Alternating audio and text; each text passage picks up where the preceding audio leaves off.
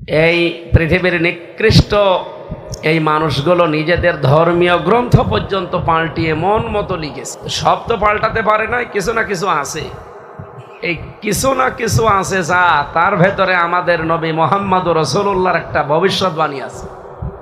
সে ভবিষ্যৎবাণী হচ্ছে এই পৃথিবীতে নাকি কিয়ামতের আগে ৮০ বছরের জন্যে রাজত্ব চালাবে ইহুদিরা। পৃথিবীর একটা জায়গায় তারা রাজত্ব করবে, পৃথিবীর ময়দানে মাত্র ৮০ বছর। কয় বছর? এই ৮০ বছরের ভেতরে অলরেডি ৭৭.৫ বছর পার হয়ে গেছে। ৭৭.৫ বছর অলরেডি পার হয়ে গেছে। তাম দুনিয়ায় ইহুদিরা শাসন ক্ষমতা চালাচ্ছে, ডাইরেক্ট ইনডাইরেক্ট। আমাদের ওপরে আছে কিন্তু ইনডাইরেক্ট ভাবে। বিভিন্ন রাষ্ট্রের ওপরে তাদের হাত আছে ডাইরেক্ট ভাবে। আর তাদেরকে সাহায্য করছে যারা? খ্রিস্টানরা, মুশরিকরা। যেহেতু ৮০ বছর হতে নবীর এই কথা মিলতে আর মাত্র ২.৫ বছর বাকি আছে। কত? তাম দুনিয়া ইহুদিরা এই কারণে আজ এত অত্যাচার বাড়িয়েছে মুসলমানের উপরে। ওরা জাতে মাতাল হলো তাহলে ঠিক আছে। ওরা জানে যে মুহাম্মদ রাসূলুল্লাহ মুসলমানদের নবী, জীবনে তার ৬৩ বছরে একটা মিথ্যা কথা পাওয়া যায়নি। আপনি আশ্চর্য হয়ে যাবেন না যে ৬৩ বছরে জীবনে একটা মিথ্যা কথা বলেনি। আর এখানে আমার ৩৩ বছর, এনার হয়তো ৬০ বছর হবে। জীবনে আমরা গ্যারান্টি দিতে পারবো যে জীবনে একটা মিথ্যা কথা নেই আমাদের? জীবনে না, আজকের দিনের গ্যারান্টি দিয়ে যাবে। আজকেও কত মিথ্যা কথা হয়ে গেছে, একদিনের গ্যারান্টি দিতে পারছি না। আর ওনার ৬৩ বছরে কোনোদিন একটা মিথ্যা পাওয়া যায়নি। এইটা শুধু আমরা না, তাম দুনিয়ার মানুষই এটা জানে যে উনি যা বলেছে জীবনে এইটাই দুনিয়ায় হয়েছে। যেহেতু উনি স্বপ্নে দেখেছিলেন লাকাদ সাদাকাল্লাহু রাসূলাহুর রুইয়া বিল হক, সূরা ফাতিহার ভেতরে আছে অবশ্যই হে রাসূল আপনার রবকে, আপনার রব আপনার স্বপ্নকে যথাযথভাবে বাস্তবে রূপ দিয়েছেন। আপনি যে স্বপ্ন দেখেছিলেন হুদায়বিয়া নিয়ে, যতগুলো স্বপ্ন দুনিয়ায় আপনি দেখলেন প্রত্যেকটা স্বপ্ন আমার আল্লাহ কার্যকর করেছে। এই সূরা ফাতিহার ভেতরে বিস্তারিত এই স্বপ্নের ব্যাখ্যা আছে। রুইয়া বিল হক, যেমন তেমন ভাবে আপনার স্বপ্ন আমি বাস্তবে রূপ দেইনি, সত্য এবং সততার সাথে হক ভাবে দিয়েছি। এই জন্য নবী এখন নেই, কিন্তু এই আয়াত কোরআনে নেই। বলেন বলেন, নবী এখন নেই কিন্তু আয়াত যেহেতু আছে, আয়াতের তো কার্যকারিতা লাগবে। বিশ্ব নবী যা স্বপ্ন দেখেছিলেন তা তো হয়েছে। কিয়ামত পর্যন্ত নবীর ওয়ারিস আসবে, আল উলামা ওয়ারাসাতুল আম্বিয়া। আমি এখানে একটা সংশোধনী দিতে চাই। অনেক মানুষ আলেমের বহু বচন উলামা, এটা ঠিক আছে? কত মানুষকে আমরা এখন দেখি তারা বলে আলেম ওলেমা। ওলেমা আপনি কোথায় পেলেন? একটা নাম পুরা বিকৃত করে ফেলেন। এটা রেকর্ড হচ্ছে তো, এই কারণে বলছি। এই যে চাঁপাই নবাবগঞ্জের স্বামী আর স্ত্রী দুইজন আছে, ওরা জামাত ইসলামের বিরুদ্ধে, শিবিরের বিরুদ্ধে বেশি কথা বলে। সে যে দল করুক, তারা আমার নিষেধ নেই, আপনি আপনার বিবেক অনুযায়ী করতে পারেন। তাই বলে আপনি একটা রাজনৈতিক দলকে গালিগালাজ করতে হলে, সমালোচনা করতে হলে বৈধভাবে করেন। এতদিন পর্যন্ত এই জালেম যারা দায়িত্বে ছিল তারা যে ভুয়া একটা ধোয়া তুলেছিল, একটা চেতনা নিয়েছিল, ওই চেতনা যদি কেউ এখন আবার নিতে চায়, সেও তো ওদের মতো ধরা খাবে। এই জন্য ওইসব চেতনা বাদ দেবেন, কারণ ও জিনিস আমরা দেখি নাই। আমার তো আর ৭১ সালে জন্ম হয়নি, আমার ৯২ সালে জন্ম। সুতরাং এখন যদি ৭১ করে করে এই ২৪কে আপনি ভুলিয়ে দিতে চান, আপনি তো আর এক গাদ্দার। আমার কথা টের পাচ্ছেন? আমরা ৭১কেও সম্মান জানাই, ২৪কেও সম্মান জানানো লাগবে। কারণ সে পাথর আমাদের বুকের ওপরে চেপে বসেছিল ২৪ সালে, এরা জীবন না দিলে হামজা এখানে বসে কথা বলতে পারতো না। কুষ্টিয়া থেকে বহুবার কক্সবাজারে হামজা এসেছিল, কিন্তু ফেরত দিয়েছেন রাস্তা থেকে। আজকেও কয়েকটা মাহফিলের লোকজন এসে বলছে আমাদের সেই ১৮ সাল ১৯ সালে মাহফিল নেওয়া ছিল, হতে দেয়নি। হতে দেয়নি, দোষ তো আর আমার না, দোষ তো ওই শয়তানদের। আজকে আসেন তো, আজকে মাইক দিয়ে দিলাম, নেন কেড়ে নিন, নেন মাইক দিয়ে দিলাম, আপনি কেড়ে নিন। আজকে রাস্তা থেকে ফেরত দেন, দেখি আপনি কোন মায়ের দুধ খেয়েছেন।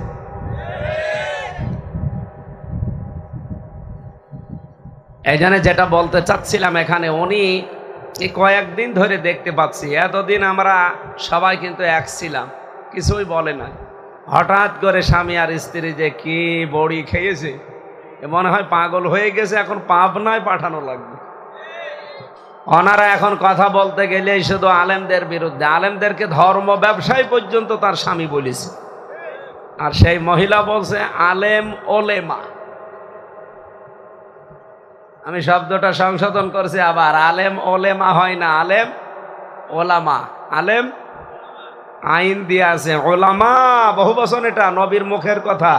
আল ওলামা ওয়ারাসাতুল আম্বিয়া। আর আল্লাহর কোরআনের কথা, ইন্নামা ইয়াখশাল্লাহা মিন ইবাদিহিল উলামা। সুবহানাল্লাহ বলতে পারেন নাই? শব্দটা একবার শুদ্ধ করে উচ্চারণ করলে যে কয়টা অক্ষর আছে ওই কয়টায় 10টা করে নেকি হবে। আর যদি বিকৃত করেন, আমি ওনার নাম জানেন আপনারা, পাপিয়া ওনার নাম। বলেছিলাম শেষের অন্তস্থ বাদ দিয়ে খালি পাপি বলবে। উনি আমারে প্রশ্ন দিয়েছে, কেন আমার বাপ দাদার দেওয়া নাম পাপিয়া থেকে আপনি পাপি করে দিলেন? আপনার নাম যদি পাপিয়া থেকে পাপি করলে আপনার রাগ হয়? আমাদের নাম হচ্ছে ওলামা, আলেমের বহু বচন। আপনি যে পাল্টিয়ে দিলেন ওলেমা, সমান সমান, আপনিও পাল্টিয়েছেন, আমরা পাল্টিয়েছি। সব চাইতে বড় বিষয়, পৃথিবীতে অনেকের নাম আমরা দেখি নেই। আবু সেহেলের নাম ছিল আবুল হাকাম, জ্ঞানীর পিতা। ওর জ্ঞানটা কাজে লাগে না, এই জন্য আল্লাহর নবী ওর নাম দিয়েছে কি? মূর্খের পিতা। এখন যারা তাদের জ্ঞানকে বিবেককে কাজে লাগাবে না, তাদের নামও আমি পাল্টিয়ে দেব, পাপিয়া থাকলে পাপি করে দেব। কি কথা বলছেন এখানে? এটার সংশোধন দিলাম, আগামীতে আলেমদের নাম উচ্চারণ করলে সম্মানের সাথে করবেন। আমি দেখেন না, দুইজন সভাপতির নাম কত সুন্দর করে দোয়া করলাম। ও সাধারণ মানুষ হলেও ছাতা আমি নামই বলতাম কিনা আল্লাহ জানে, খালি নামের আগে মাওলানা লেখা আছে, এই জন্যে এত বড় কথা বললাম। আলেমদের মর্যাদা আকাশের তারকা দেখতে পান না? যত তারকা আছে এর ভেতরে যেমন চাঁদের মর্যাদা, বিশ্বনবী এটা জানিয়েছেন যে আলেমদের মর্যাদা এই তারকার ভেতরে চাঁদ যেমন, উম্মতের ভেতরে আলেমদের মর্যাদা চাঁদের মতো। আর তাদেরকে নিয়ে আজ আপনি বলবেন এরা ধর্ম ব্যবসায়ী, এরা দুনিয়াদার। এমনকি এদেরকে আপনি হক কথাটা বলতেও দিতেন না এতদিন। সেই রাস্তায় অনেকে এগিয়ে যাচ্ছে। হেদায়েত যদি থাকে আল্লাহ যেন হেদায়েত দান করে, আর যদি আবু জেহেলের মতো মোহর মারা থাকে আল্লাহ যেন তাড়াতাড়ি তুলে নেয়। কারণ ক্যান্সার যতদিন থাকবে ততদিনে মুসলমানের ঝামেলা হবে।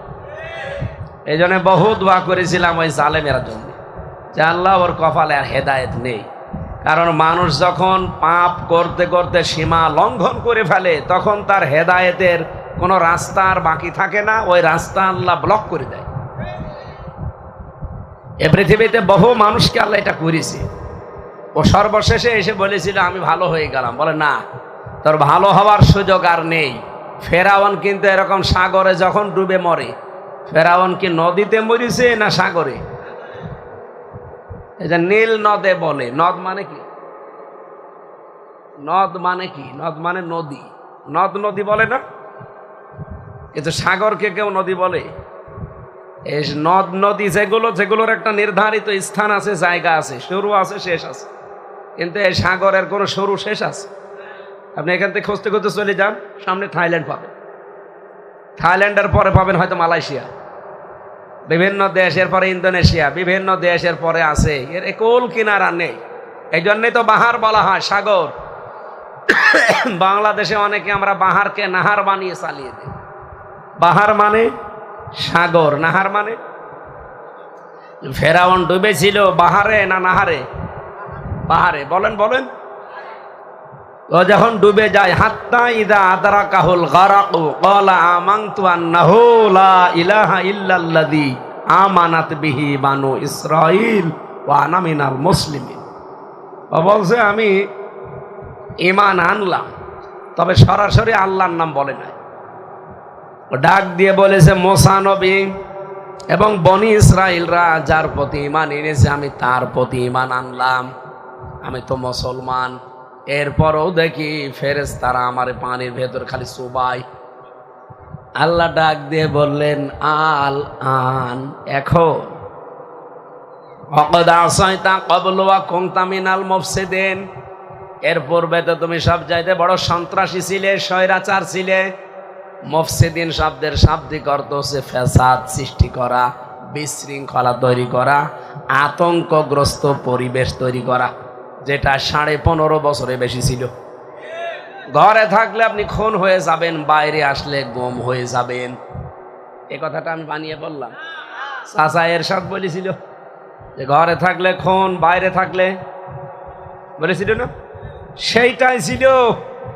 আমার বিশ্ববিদ্যালয় কুষ্টিয়ার 2টা বড় ভাই আজ 10 বছর হয়ে গেল, এখনো পর্যন্ত ওরা গুম হয়ে আছে। ওরা বেঁচে আছে ওলিউল্লাহ মুকাদ্দাস না মরে গেছে আমরা জানি না। ওরা ঢাকা থেকে যাচ্ছিল কুষ্টিয়া ভার্সিটিতে, পথিমধ্যে ওই যে ধরে নিয়ে গেল, এই শেষ। এরকম একটা দেশে আমরা ছিলাম। আমার মনে হয় আগস্টের 5 তারিখের আগে যদি আমরা থাকতাম তো এখনো ওই রকমই থাকতো। আমি হামজা সেই কক্সবাজার থেকে কুষ্টিয়ায় ফিরে যাব, কোনো গ্যারান্টি ছিল না। এখনো আছে কিনা জানি না, এখনো অনেক শয়তান পেছনে লেগে আছে। এই আয়াত থেকে আমি যেটা প্রমাণ পেয়েছি, যারা মুফসিদিন, ফ্যাসাদ সৃষ্টিকারী, বিশৃঙ্খলা তৈরি করে, পৃথিবীর জমিন অশান্ত করে দেয়, যারা স্বৈরাচার বলা হয় যাদেরকে, ফ্যাসিস্ট, এই মানুষগুলো যদি শেষে এসে ভালো হতেও চায়, আল্লাহ পাক তাদের কপালে আর হেদায়েত দেয় না। এই জন্য পূর্বপুরুষকে দেয়নি, এখনো অনেকে দেবে না। এই জন্য ফ্যাসিস্ট আমরা যেন না হই, স্বৈরাচার না হয়, আমরা মাজলুম, আমরা জালেম যেন না হই। কথা বুঝতেছেন? দলমত নির্বিশেষে আজকের এই অনুষ্ঠানের কথা আমি বলছিলাম, এই শব্দ দিয়ে আমি এ পর্যন্ত এসেছি। কেন আসলাম জানেন? কারণ কোরআন শরীফ শুধুমাত্র আমাদের না, হাদা বায়ানুল লিন্নাস হুদাল লিন্নাস, তামাম পৃথিবীতে মানুষ যারা তাদের জন্য কোরআন, কিন্তু অন্য ধর্ম ওটা সবার জন্য না। ইহুদি ধর্ম ওদের নিজেদের জন্যে। এই কারণে ওরা আজ পাগল হয়ে গেছে যে মুসলমানদের নবী যা বলেছে দুনিয়ায় একটা একটা করে সবই তো হয়ে যাচ্ছে। উনি কিয়ামতের আগে এই দৃশ্যগুলো হবে, সব হয়ে যাচ্ছে। আর মাত্র 2.5 বছর আছে দুনিয়ায় আমাদের রাজত্ব। কি করে আজ টিকে থাকা যায়? বিজ্ঞানের যত প্রযুক্তি আছে সব তারা ব্যবহার করছে, সব ফেল। কারণ নবীজির কথা যত বিজ্ঞানী বলেন তাদের উপরে। আল্লাহর নবীকে আল্লাহ যেখানে নিয়ে গেছেন, বিজ্ঞানের তথ্য আজ পর্যন্ত ওখানে যেতে পারে নাই। কোথায়? মেরাজে। কোথায়? কোন বিজ্ঞান ও পর্যন্ত যেতে পারবে? আল্লাহ পাক ঘটনার বর্ণনা দিতে গিয়ে তিনি নিজে আশ্চর্য হয়ে গেছেন। আপনি যারা আলেম আছে জিজ্ঞাসা করেন, সুবহানাল্লাযী আসরা বিআবদিহি লাইলাম মিনাল মাসজিদিল হারামি ইলাল মাসজিদিল আকসা ইলা আখিরি আয়াত। পবিত্রতায় আল্লাহর জন্য যিনি তার বান্দাকে মসজিদে হারাম থেকে মসজিদে আকসা পর্যন্ত ভ্রমণ করিয়েছিলেন। আমার এই আয়াত বলা উদ্দেশ্য না, বলা উদ্দেশ্য সুবহান শব্দটা। রব্বুল আলামিন কথা বলতে গিয়ে এমন একটা শব্দ দিলেন যার নাম বাংলায় বলে আশ্চর্য। সুবহানাল্লাহ মানে কি? আশ্চর্য। আল্লাহ কথাটা বোঝাতে গিয়ে আশ্চর্য শব্দ দিলেন। তার মানে মেরাজ এমন কায়দায় আল্লাহ তৈরি করেছেন, পৃথিবীর কোনো মানুষের এই ব্রেনে ধরবে না। এই জন্যই তো আবু জাহেল বিশ্বাস করে নাই। নবীজি যখন এসে বলেছিলেন যে আমার মেরাজ হয়ে গেল 27 বছরের একটা মেরাজ, মাত্র কয়েক মিনিটেও না। কারণ সে বর্ণনা তিনি দিচ্ছিলেন ওটা কয়েক মিনিটেও লাগে না। এখনো পর্যন্ত শিকল নড়তেছে, অজুর পানি গড়িয়ে যাচ্ছে, বিছানা গরম আছে, খুব বেশি হলো 4-5 মিনিটের বেশি শিকল নড়ে। অজর পানি গড়াতে 2-1 মিনিটে বন্ধ হয়ে যায়। অথচ 27 বছর পার হয়ে গেল এর ভেতরে। আবু জেহেল শোনার পরে বলেছিল মোহাম্মদ এতদিন চাইছিল, এখন পুরা পাগল হয়ে গেছে। এ মনে করছে এই সুযোগটা কাজে লাগাই, মোহাম্মদকে যারা অনুসরণ করে তাদের বিরুদ্ধে, তাদের পক্ষে, তাদের কাছে যে কথাগুলো আমি এখন শোনাবো তারাও এর উপরে রেগে যাবে যে সত্যি পাগল হয়ে গেছে। রাস্তায় যে দেখা আবু বকরের সাথে হযরতে আবু বকরকে যখন বললেন যে তোমার নবী এই কথা বলছে, তোমার সাথী এতদিন চাইছিল মাথা বা এখন পাড়া পাগল হয়ে গেছে।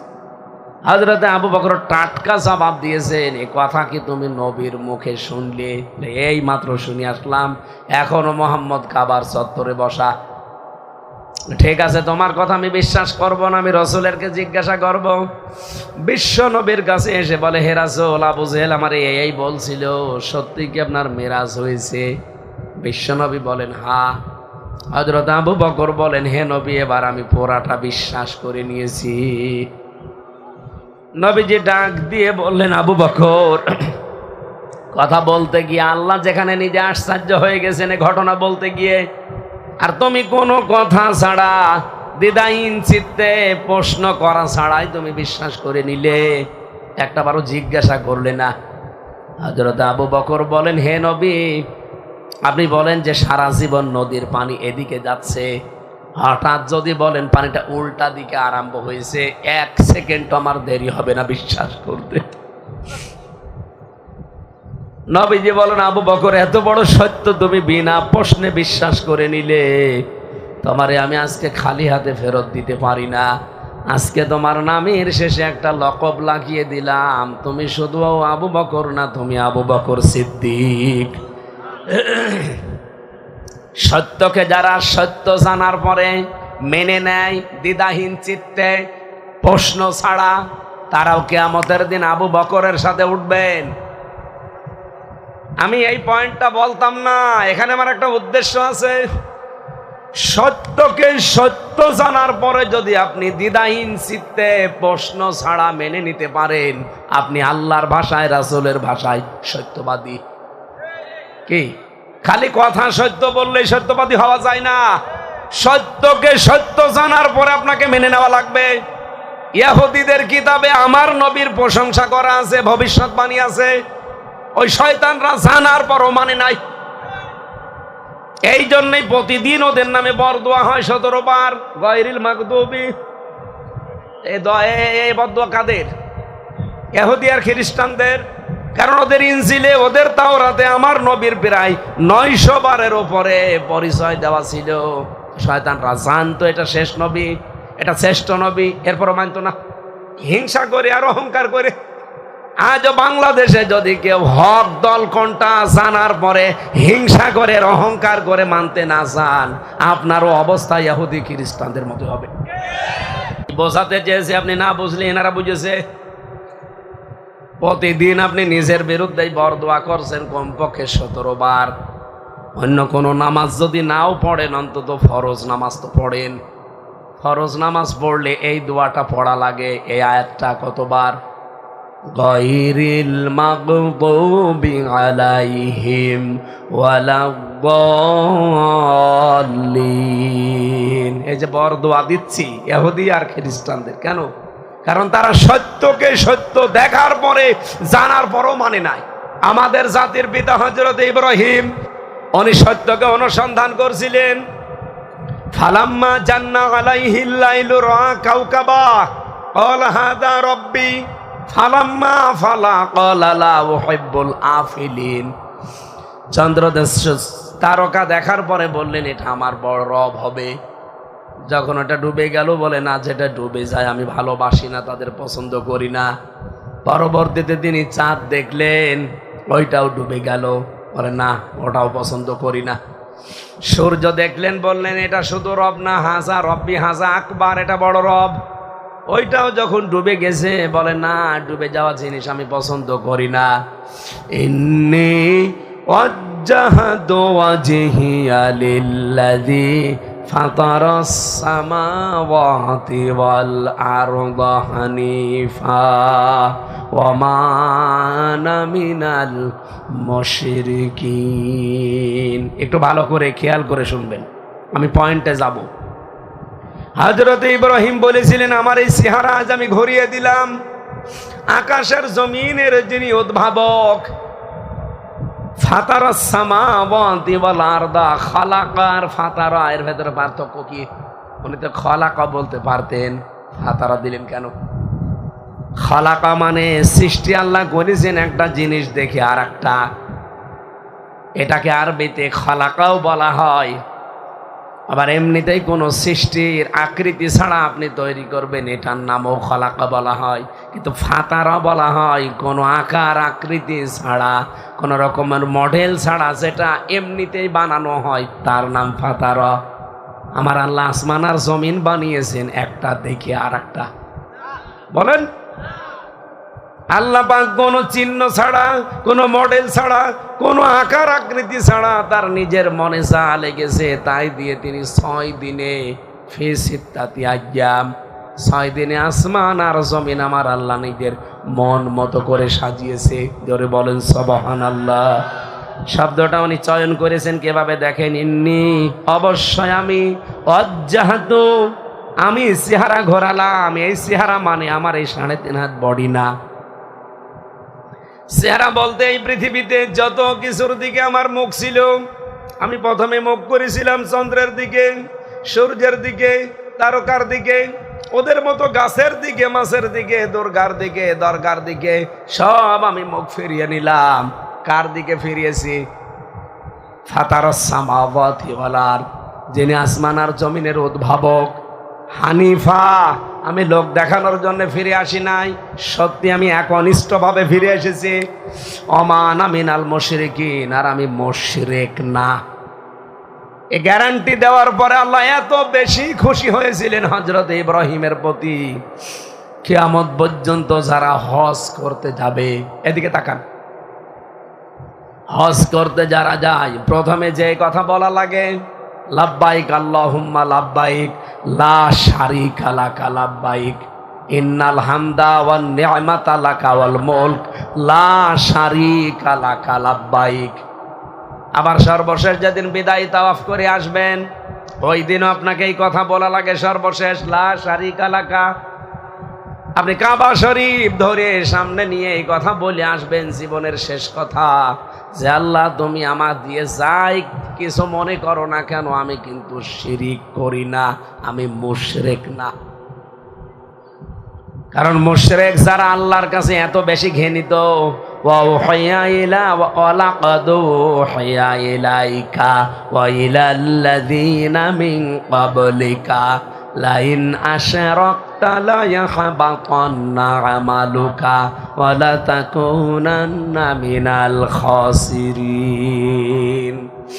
সূরা জুমারের 65 নম্বর আয়াতে আছে, 24 নম্বর পারা 4 নম্বর পৃষ্ঠার 11 নম্বর লাইনে পাবেন।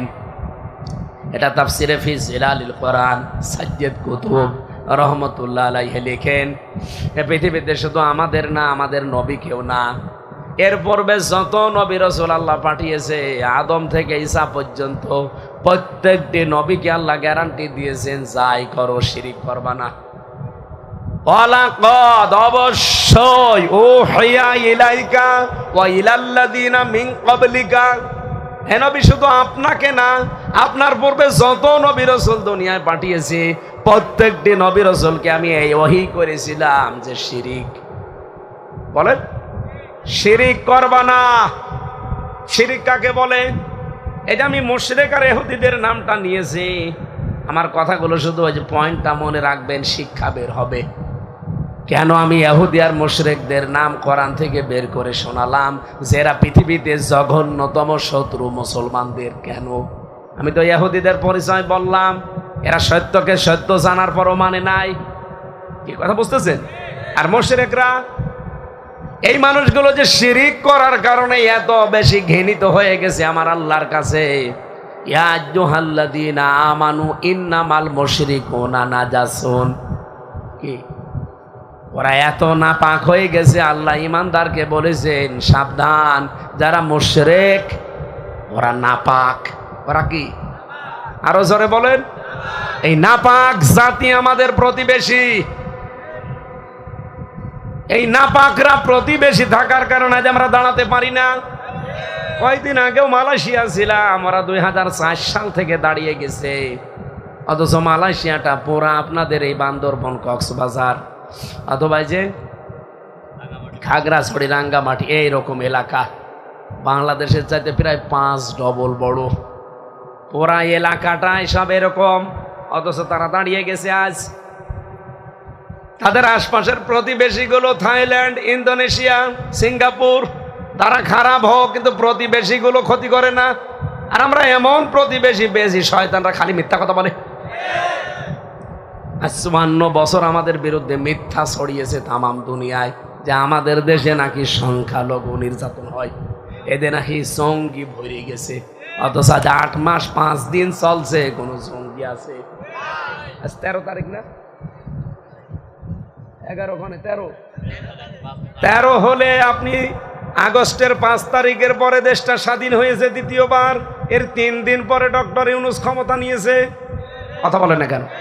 তাহলে ওই দিকে 3 দিন, আর ওদিকে 5 দিন, 8 দিন বাদ দেন, 13-র ভেতরে 5, আর ওদিকে 8 মাস।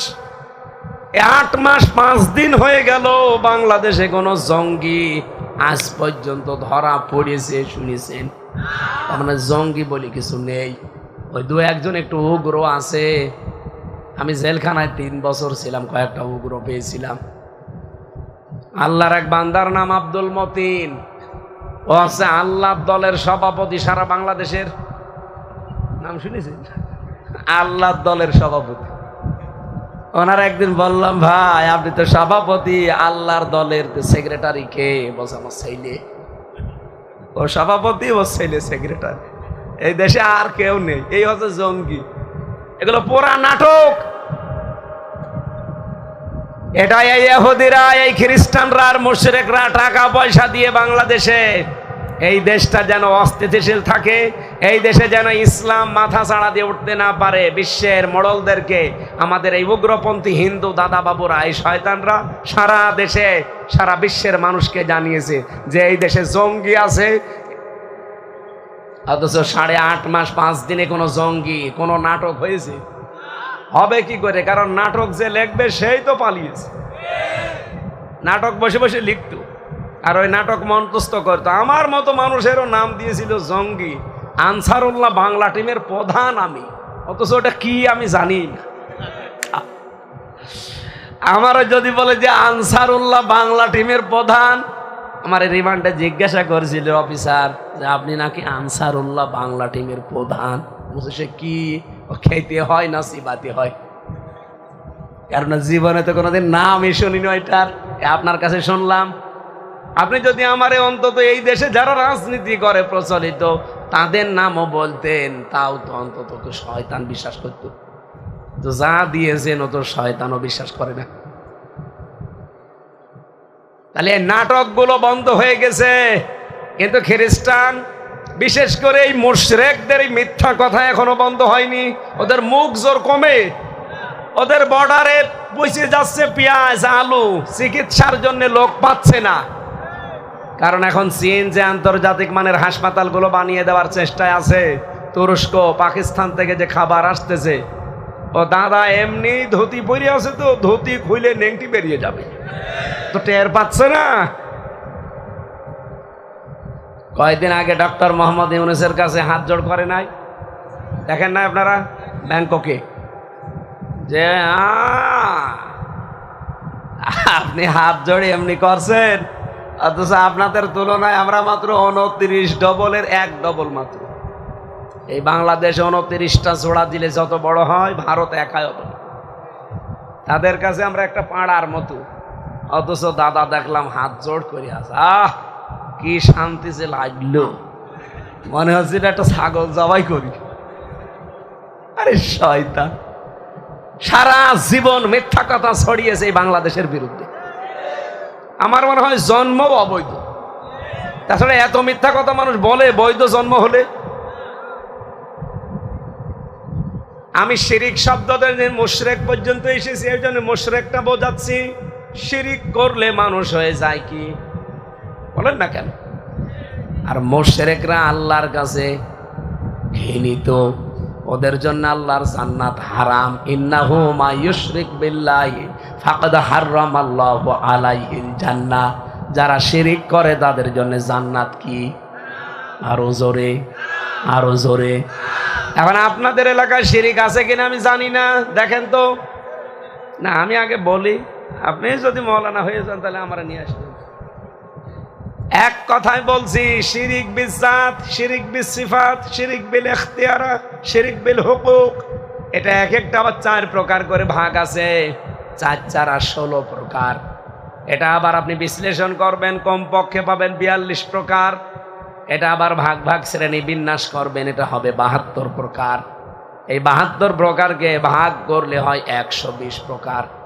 এবার আপনারে বলা লাগবে, যারা বললেন জানি শিরিক কি, বলেন। আপনি যে বললেন শিরিক জানি, অত সহজ? এমনি আমার কুষ্টিয়া থেকে নিয়ে এসেছেন? এই একটা সিন রকাফ, এর ভেতরে এত কথা লুকিয়ে আছে। এই 1 ঘন্টা না, কিয়ামত পর্যন্ত চতুর শিরিক নিয়ে আলোচনা করলো শেষ হবে না, এত কথা আছে। এসব কিছুর সামারাইজ আমি এক কথায় বলতে পারি, শিরিক হচ্ছে আল্লাহ যেটা পারে ওটা অন্য কেউ পারে, এই বিশ্বাস করার নাম শিরিক। এবারে বোঝা যায়নি? আপনি হয়তো এইটা বলতেন, কিন্তু 120 প্রকার এখন বলতে পারবেন। শিরিক বিল জাত, এটা আবার 4 প্রকার। শিরিক বিল সিফাত, শিরিক বিল হুকুক, শিরিক বিল ইখতিয়ারা, আমি তাফসিরে পড়েছিলাম এগুলো। এক কথায় যেহেতু জবাব দিতে চেয়েছি, যা বললাম এটা মনে রাখবেন। আপনাকে দিয়ে কেউ শিরিক করাতে পারবে না ইনশাল্লাহ। আল্লাহ যেটা পারে ওইটা অন্য কেউ পারে, এই বিশ্বাস করার নাম। আর শিরিক যে করে সে, আরো জোরে বলেন, মুশরিকের জন্য জান্নাত, জাহান্নাম। জাহান্নাম হারামারি হয়, জাহান্নাম ওয়াজিব। এবার আসেন তো দেখি, আমাদের এই এলাকায় আপনাদের এই কক্সবাজারে শিরিক আছে। আমি আজকে চুল কাটলাম কক্সবাজারে, আমি বুঝি নাই। চুল কাটার পরে লোকটার এই এখানে দেখছে এটা কি বাধা। আমি বলছি যে আপনি কি? বলছে আমি হিন্দু। আপনি আগের থেকে বলবেন না? বলছে কেন? আমি মনে করছি যে আপনি মুসলমান, আমি আল্লাহ রসুলের কত কথা বলছিলাম, আপনি তো কিছুই বলেন না। এলাকায় শুনলাম বলছে না, কিসের শিল যেন নাম বললো, ওই এলাকায় ওনার বাড়ি, বহু হিন্দু ওই এলাকায় আছে। শিরিক হচ্ছে আল্লাহ যেটা পারে। এ পৃথিবীতে আইন তৈরি করতে পারে কে? অন্য কেউ পারে? বলেন বলেন। তাহলে বাংলাদেশে যারা আল্লাহর পাঠানো, আল্লাহর তৈরি করা আইন বাদ দিয়ে অন্যের আইন প্রতিষ্ঠার জন্য চেষ্টা করছে, তারা শিরিক করছে। শিরিক করলে মানুষ মুশরিক হয়, মুশরিক হলে তার জন্য জাহান্নাম, জান্নাত। এরপরও যদি কেউ না বোঝার ভান করে থাকেন, এদিকে আসেন, আসেন আসেন আসেন। কানের নিচে এমন জোরে 2টা দেব না, সব টের পেয়ে যাবে। বলেন এ পর্যন্ত বুঝেছেন কিনা, তারপর আমি সামনে যাব। যে আল্লাহ যেটা পারে ওইটা অন্য কেউ পারে। তাহলে আল্লাহ পাক আইন দিতে পারে, অন্য কেউ পারে না, আপনি নিজেই বললেন। আজকে থেকে মেনে নেওয়া লাগবে না যে আল্লাহর আইনের বাইরে যা আছে ওই রকম দল আমি মানি না। ও বলছে না, বুঝে শুনে কথা বলেন ভাই। আমি ওয়াজ ওইভাবে করি না, গতানুগতিক কথা বলে কোনো লাভও নেই। আমি কানে হাত দিয়ে টান দিলাম, আপনি শুনিয়ে গেলেন, বাড়ি যাওয়ার সময় ভুলে গেলেন। না, সংশোধন হওয়া লাগবে এক্ষুনি। যারা আল্লাহর আইনের বাইরে আছে, সে যদি আমার বাবাও হয়, ওই দল আমি আর নেই। কারণ আমি কি মুশরিক হব আমার বাবার কারণে? হযরত ইব্রাহিম পারতেন না বাবার মতো মুশরিক হতে? করেছিলেন। উনি হক অনুসন্ধান করছিলেন, সত্য কোনটা, সত্য কোনটা, সত্য কোনটা, শেষে পেয়ে গেছেন। তারপরে বললেন ইন্নী ওয়াজ্জাহতু ওয়াজহিয়া লিল্লাযী। শুধু বলেন নাই হানিফা, আমি একনিষ্ঠভাবে ঘুরলাম। বলেছেন আমান আমিনাল মুশরিকিন, আজকে থেকে ঘোষণা দিলাম আমি মুশরিক না। সুবহানাল্লাহ বলতে পারেন নাই? আপনি হক অনুসন্ধান করে সত্য পেয়ে গেছেন, এরপরেও যদি আপনি এই হককে হক মনে না করেন, আবার ওই বাবার মতো, সেই কে ইব্রাহিম নবীর বাবার নাম ছিল আজর, তারেক, ওর মতোই যদি আপনি করেন আপনারও খবর আছে। ওর বাবাকে, ওনার বাবাকে যেমন আল্লাহ মাফ করে নাই, কিয়ামতের দিন শুকরের আকৃতি দান করবে, শুকরের আকৃতি দিয়ে গলার ভেতরে জাহান্নামের সেন বাঁধবে, এভাবে টেনে নেমে যাবে ফেরেশতারা। নবীর বাবাকে শিরিক করার কারণে এই আজরকে, তারেককে যদি জাহান্নামে টেনে নিয়ে যায়, আপনার বাবা কোথাকার কে? শিরিক বন্ধ করা লাগবে আজকে থেকে। এই একটা ওয়াজ মেনে নিলে তো বাংলাদেশে ইসলাম কায়েম হয়ে যায়। যারা আল্লাহর আইন চায় না, অন্যের আইন চায়, তারা মুশরিক। কারণ আইন দেওয়ার ক্ষমতা কোনো বাবার, কোনো স্বামীর নেই। কার? এরপরও যদি না মানেন, আমার বলার দায়িত্ব আমি বলে দিয়েছি, এবার আপনার বিবেকের দায়িত্ব। দ্বিতীয় নম্বরে সন্তান দিতে পারে কে? দু একটা পীর সাহেব পারে না? মানে কয়েকদিন আগে বগুড়াতে একজন এসেছে আপেল নিয়ে, বলছে হুজুর আপেল পড়ে দেন। আমি সূরা ফাতিহা পড়ে ফু দেব, হঠাৎ আমার কানের কাছে মুখ নিয়ে বলছে হুজুর এমন ভাবে আপেল পড়বেন যেন ছেলে হয়। ছেলে কি আমি ডাউনলোড করে দেব? আপেল দিলাম ফেলে, আপেল কই? ফেলে দিয়েছি। কেন? আরে ভাই, আপেল পড়ে যদি ছেলে হয় তো আমার ম্যাডামের 3টে ছেলে মেয়ে হইতো না? আমারই 3টে মেয়ে, আমি ম্যাডামরে খালি আপেল খাওয়াতাম পড়ে পড়ে। কি বিশ্বাস মানুষের দেখেছেন? মনে করছে হুজুর দিয়ে আপেল পড়ালে মনে হয় ছেলে হবে। আমি আবার বলছি, ওই বগুড়ার ওই পাগলের মতো করবেন না। আমি কেন কাবা শরীফের ইমামকে যদি আপেল পড়ে দেয়, ছেলে দেওয়ার সম্ভাবনা আছে। কারণ এটার দায়িত্ব কার?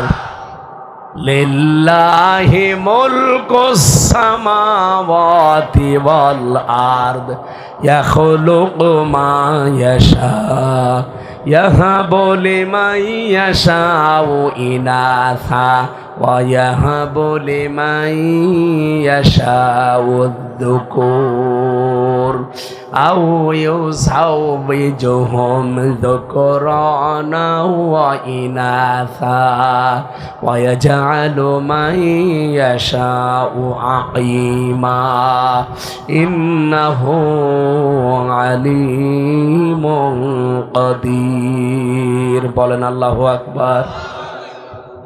এটা সূরা শুরার 49 নম্বর আয়াতে আছে। রাব্বুল আলামিন বলেন, আসমান জমিনের রাজত্বের মালিক আমি আল্লাহ, যাকে ইচ্ছা সৃষ্টি করি। কাউকে আমি কন্যা দেই, কাউকে পুত্র দেই, কাউকে ছেলে মেয়ে দুইটাই দেই, কাউকে কিচ্ছু দেই না, বন্দা করে রাখি।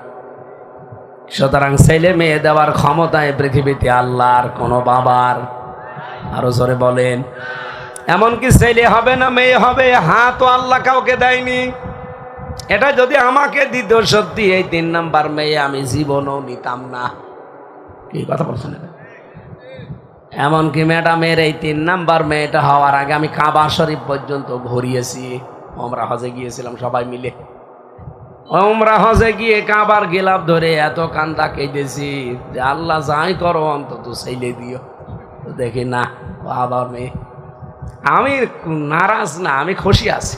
3টা মেয়ে পেয়ে আমি নবীজির মতো খুশি। কারণ এই যে মানুষ উল্টা পাল্টা কিছু কথা বলে যে আপনি যা করবেন কামাই, সব খাবে জামাই। না, তো ছেলে নেই, এই জন্য কামাইয়ের প্রতি আমার আর কোনো নেই। সাতা করে করবো, যা করবো আপনারা দেবে, সবাই জামাই খাবে। ছেলে থাকলে কাজ হতো, অন্তত বংশে বাতি দিতে। এখন মেয়ে দিয়ে আমার বংশে বাতি দেওয়া লাগবে। এমন জামাই নেব হযরত আলীর মতো। কিন্তু এত দূর তো আর বিয়ে দেওয়া যাচ্ছে না। কুষ্টিয়া, চুয়াডাঙ্গা, মেহেরপুরে এরকম লাইনে দেওয়া লাগবে যেন বাড়ি যাওয়া যায়। আর এখানে বিয়ে দিলে আমার 2 দিন লাগবে আসতে।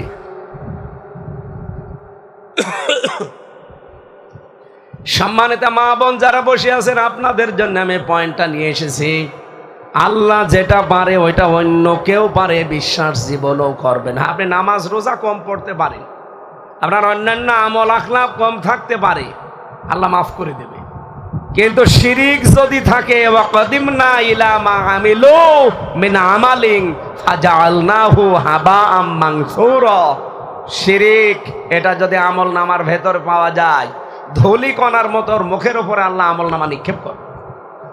এই জন্য আহ্বান জানাচ্ছি, জীবনে আমাদের যেন কি না থাকে, আরো জোরে বলেন বলেন। শিরিক কোনটা? আল্লাহ যেটা পারে ওইটা অন্য কেউ এ বিশ্বাস করা না যাবে। সে আইনের ক্ষেত্রে হোক, ক্ষমতার ক্ষেত্রে হোক, পৃথিবীর যে কোনো ক্ষেত্রে আল্লাহ যেটা পারে ওইটা অন্য কেউ পারবে না। আল্লাহ যেটা পারে না ওইটা অন্য কেউ পারবে। আল্লাহ পারে না এমন কাজ নেই, নেই। বলেন কোনটা আছে? হক লেবাদ, মানুষের হক যারা নষ্ট করে এটা কিন্তু আল্লাহ মাফ করবে না, আল্লাহ পারলেও করবে না। যার হক নষ্ট করেছেন আগে তাকে ফেরত দেবেন, এরপরে আপনি মাফ চাইবেন আল্লাহর কাছে, তাছাড়া মাফ নেই। আল্লাহ এটা পারবে না। আর সে আয়াতই পড়েছি 152 নম্বর আয়াত সূরা আনআমের, ওয়ালা তাকরাবু মালাল ইয়াতীমি ইল্লা বিল্লাতি হিয়া আহসান হাত্তা ইয়াবলুগা আশুদ্দা। রব্বুল আলামিন বলেন, সাবধান, এতিমের মালের কাছেও যাবা না উত্তম ভাবে ছাড়া, যতক্ষণ সে পরিপূর্ণ বালেগ না হয়। এখানে এতিম মানে আমরা বাংলাদেশে অনেকেই মনে করি এতিম মানে যার মা বাবা নেই, নাকি না? এটা মা বহুবচন শব্দটা আপনি তাফসীর আধুনিক গুলো দেখবেন, এতিম মানে শুধু মা বাবা নেই, এরা এতিম না। আপনার মা বাবা আছে, তাহলে এটা এতিম না, এটা বুড়ো এতিম। আরে ভাই, আমার নাই মা বাবা আছে, আমি এতিম না, এটা তো মা বাবা নেই, এটা এতিম। অনেকে বলে ছোটবেলায় মা বাবা মরে গেল, এটা এতিম না, শুধু এইটা এতিম না। এতিমের এত মর্যাদা, এত দাম আল্লাহর নবী দিয়েছেন। কেউ যদি এতিমের মাথায় হাত বুলিয়ে দেয়, যতগুলো চুল পড়বে অতগুলো নেকি হবে। কারো অন্তর যদি কঠোর হয়ে থাকে, কেউ যদি এতিমের মাথায় হাত বুলিয়ে দেয়, তার অন্তর আল্লাহ নরম করে দেয়। সুবহানাল্লাহ বলতে পারেন নাই? এতিমটা কি এটা আগে জানা লাগবে। এবার কান খাড়া করে শোনেন, পৃথিবীতে যে যেখানে আছি আমরা, ওই জায়গার নিচে যারা আছে সবাই আমার কাছে এতিম। আমি কথা বোঝাতে পেরেছি কিনা বলেন? আমি যেখানে আছি এই জায়গার নিচে যারা আন্ডারে বাস করে তারা আমার কাছে, বলেন বলেন। আমি একটা অফিসের অফিসার, বস, এই নিচে আমার প্রায় 10,000 মানুষ আমার আন্ডারে কাজ করে। আমার নিচে যত মানুষ আছে সবার চাকরি আমার হাতে। আমি ইচ্ছা করলে সকালে তারে বাদ দিতে পারি, বিকালে আর একজনকে নিতে পারি। কথা বলেন না কেন? তাহলে আমার কাছে তারা কি? আরো জোরে বলেন বলেন। এরকম প্রত্যেকটা পর্যায়ে আপনি মিলান। এই দেশে যিনি দায়িত্বে ছিল হাসিনা, হাসিনার নিচে এই দেশে আমরা 18 কোটি মানুষ তার কাছে এতিম। এটাকে আবার বোঝানো লাগবে। আপনাদের এলাকার এমপি ছিল যিনি, এই পেকুয়ার আর চকরিয়ার মিলে কি নাম আমি জানি না, যাই হোক, এটা তার এমপি বলা যায় না, এটা তো বিনা ভোটের এমপি।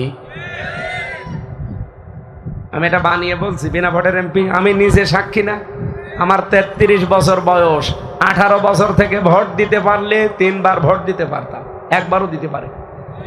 তাহলে আপনি ভোটের এমপি বলবেন কি করে? তো বিনা ভোটের এমপি কে ছিল এখানে? ওই বাটি যাবো আল্লাহর ওলির হোটেলে কালকে আমি থাকতে গিয়েছিলাম, যে দেখি কারা আগুন ধরিয়ে দিয়েছে, পুড়িয়ে শেষ। কালকে রাতে থাকতে গিয়েছিলাম রাত 4টার সময়, 3টার সময়।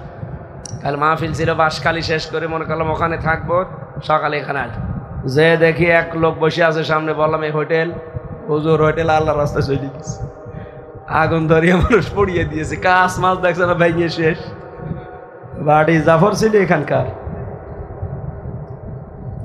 কি করলেন আপনি বিনা ভোটের এমপি হয়ে? এখন তো বাড়িতেও থাকতে পারেন না। আমি নিজে যেহেতু প্রমাণ, আমি ভোট দিতে আজ 3 বারের একবারও পারলাম না। তার এই 3 বারে যারা এমপি ছিল প্রত্যেকটা এমপি অবৈধ, এবং এই অবৈধ বৈধ করার জন্য যারা চেষ্টা চালিয়েছে তারা অবৈধ।